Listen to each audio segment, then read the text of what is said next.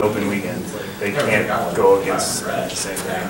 Okay, so we're ready for the Balrog fight that we had mentioned in the last video. We've already done our deploy, so we'll just have the commanders go over their army lists. We'll go ahead and start with the goblins because I know they got a lot to explain here. Well, you're looking at it, the Balrog. That's it. That's it. That's all you need. All I need. That's all you need. Okay, and then Cole, go ahead and go over yours. Point them out as you go.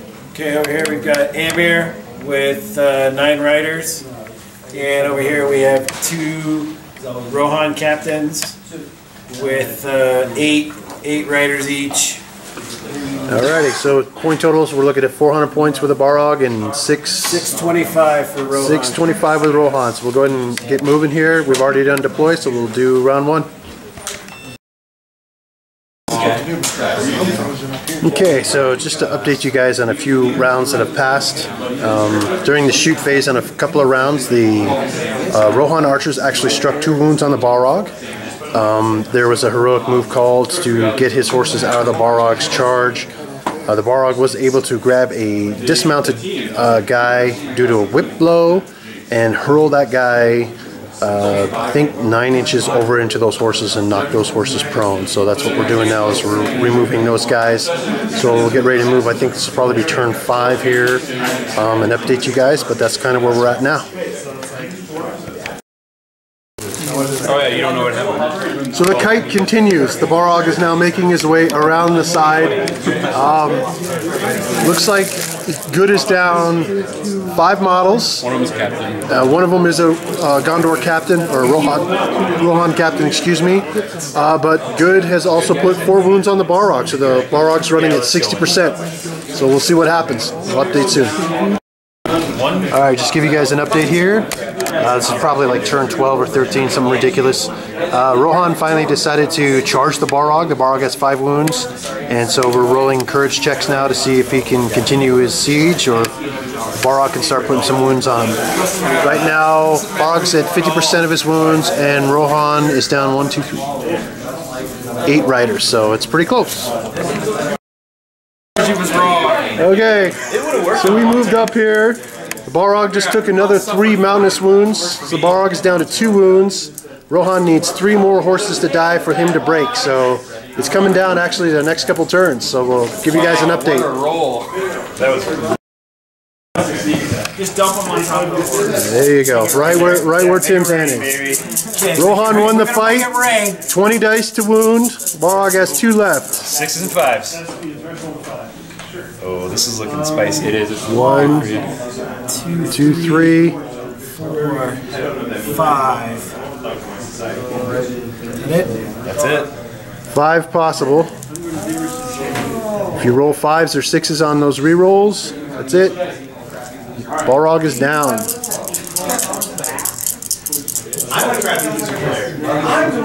One. Oh. One more. Okay, let's throw him by the dice again. This is it.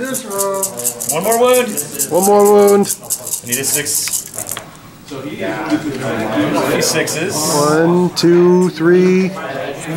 Backed up by a 5. You got it, like 50-50 chance. 665. It's over. It's over. All right, let's get that handshake again one more time. All right, so Good has prevailed. The Balrog is dead. We'll move on to turn 3. That was a huge win for Good. Okay, so this is going to be the beginning of turn 3. As you can see, the point values are now Mordor and Gondor at 210, Angmar's at 225, Dwarves are at 225, Isengard's at 240, Fiefdoms 240, Fallen Realms 225, Elves 225, Goblins 210, and Rohan 225. So we'll go ahead and do tactical phase and the army move phase and do our buys. Okay guys, we're just going to give you guys an update on what happened here at the beginning of turn 3. Everyone did their buys. We went through the tactical phase. A lot of people bid priority this turn. and the priority order wound up going with the following. So dwarves went first, Isengard went second, Fallen Realms went third, elves went fourth, goblins fifth, Mordor sixth, and then we followed regular turn order for the rest. So basically how that works is you have tactical points at the beginning of every turn, and you can use those tactical points to spend to change when your armies can move during the move phase, or you can spend them to buy militia, to like give your guys extra temporary troops for a turn, or you can also use them to build fortifications.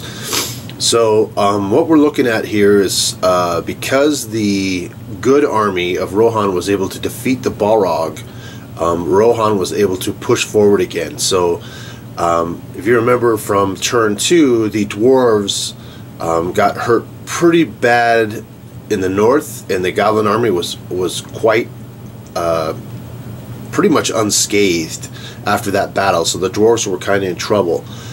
So Rohan was able to push the attack to the north and move in to help those dwarves. So if you look up in the north there, we've got a big battle coming up between Thorin's army, Eomir's army, which defeated the Balrog, and then the second goblin army.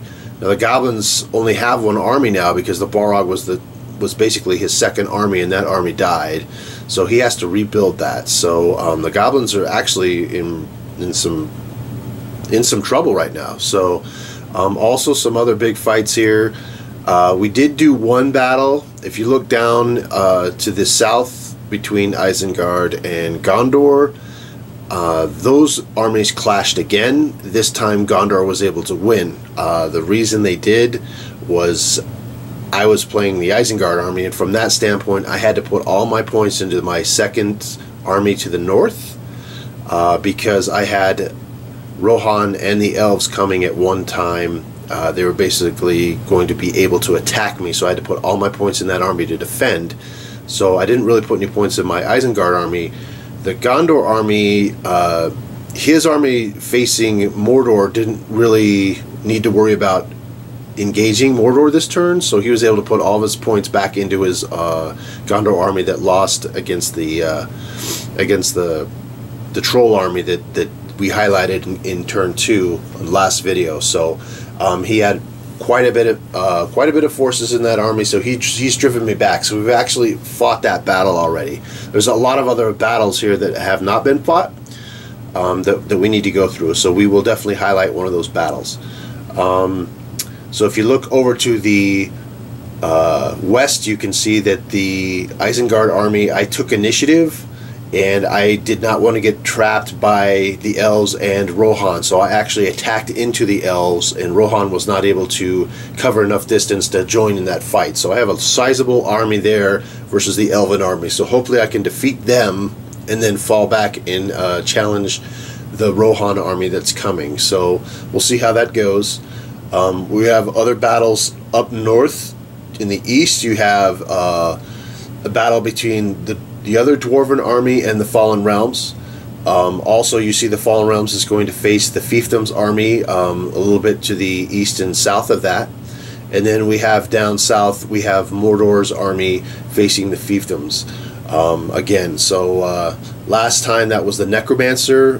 This time the Mordor player has upgraded the Necromancer fully to the Sauron model, so we'll see how Sauron will face against the Fiefdoms. So we got a couple of big exciting battles. I'm not quite sure which one we're going to showcase this time, but I wanted to give you guys an update as far as turn 3 goes. So that's where we're looking, and we will be probably posting again with one of those battles. So please stay tuned. Thanks for watching, and we'll talk to you guys soon.